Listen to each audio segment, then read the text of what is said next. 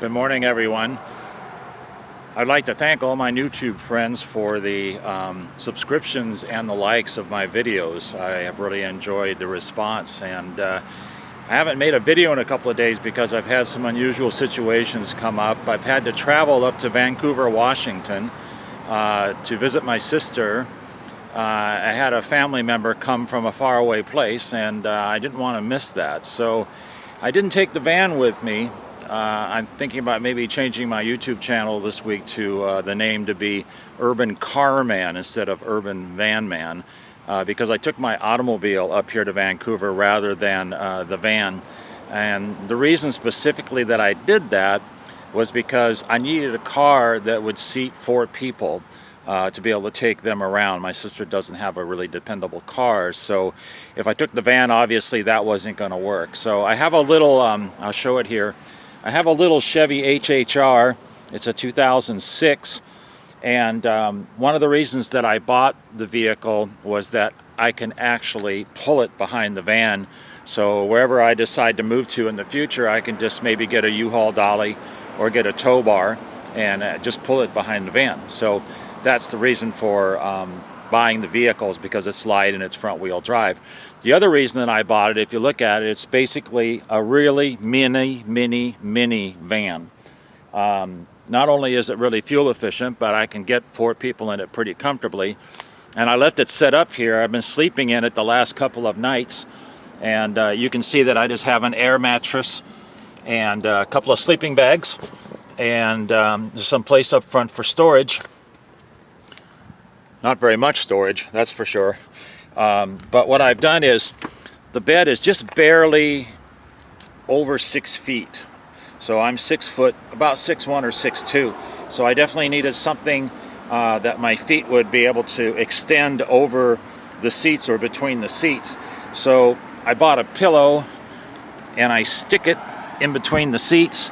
And if you, I'll bring the camera in here real close, you can kind of see that over the extended mattress, my feet can sit in between the seats, and once I put some pressure on it, I sleep really comfortably in it. I guess, you know, if I wanted to live in a car, this wouldn't be a bad one to get with, but every time that I go and set up someplace to pick people up, like my family, I've got to take everything out and set all the seats back up, but that isn't a major issue. It takes me a couple of minutes to get everything done and get everything hauled out. So I wanted to just show you that and make sure you understand that you know, the reason why I'm not in my van is because I couldn't bring it up here because it just wouldn't work well for what my efficiencies were, what my requirements were. So anyway, I bought this car a while back after I had the van, and you know, it's a great little travel car, and it's working well for me to sleep.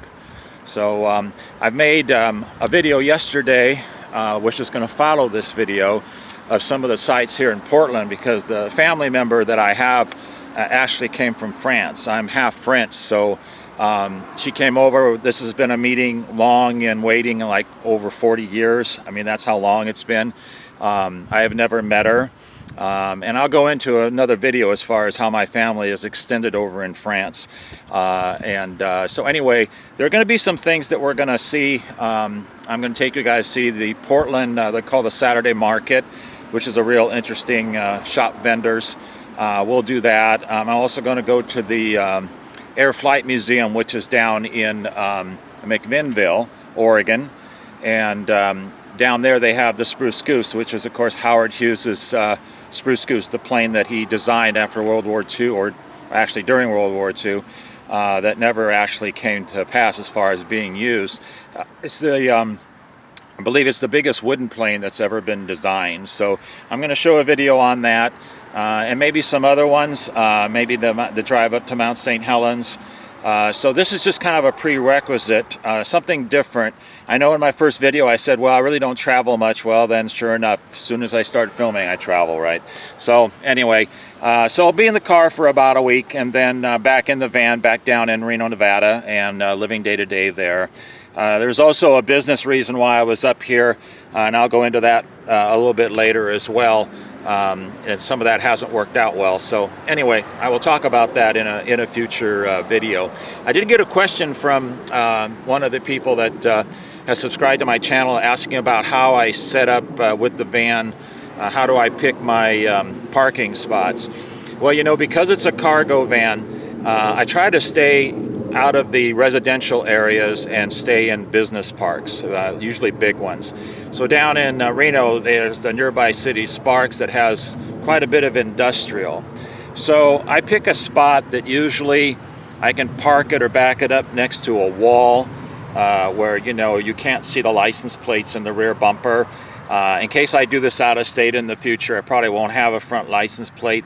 I just like to keep information hidden, and that way, I mean, people won't necessarily maybe want to go on further with information. They just see a white cargo van backed up to a wall or a door or whatever, and they're really not going to question it. I'm also selective about the area that I would park for the night.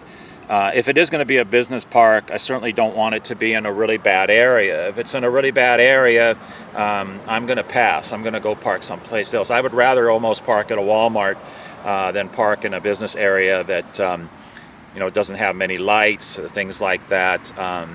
So, you know, I kind of scout out. I have about 7 or 8 locations that I already pre-picked, looking on Google and driving around with the van that I park at, and I rotate every night. So I don't stay one night to the next in one business location. I just change that. I go to a different location every night. It could be a couple of blocks away, it could be a couple of miles away, it just depends, but I vary it and switch it up. That way the van isn't in one place. I do park off street. I don't use public streets. I park on private property. That mostly will take care of the police patrols. They don't usually will go on private property unless they think there's a real problem. So the only situation that could come up would be somebody that is private security for a business, for example, that might go through the private property lots and see that, you know, maybe my van doesn't look right. But I mean, who knows for sure.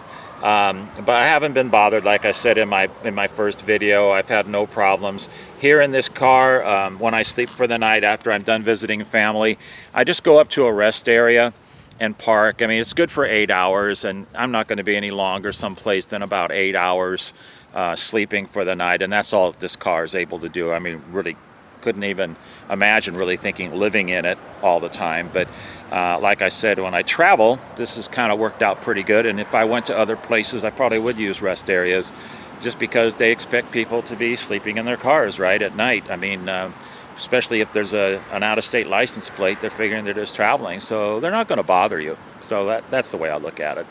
So anyway, this is a real short video, not very long. And I just wanted to introduce the fact that I'm not down in Reno. I'm actually visiting family. I wanted to get that clarified before I start making more videos where you're seeing all these different places that I'm going to. All right, so anyway, thank you for the time, and I will talk to you later in the next video.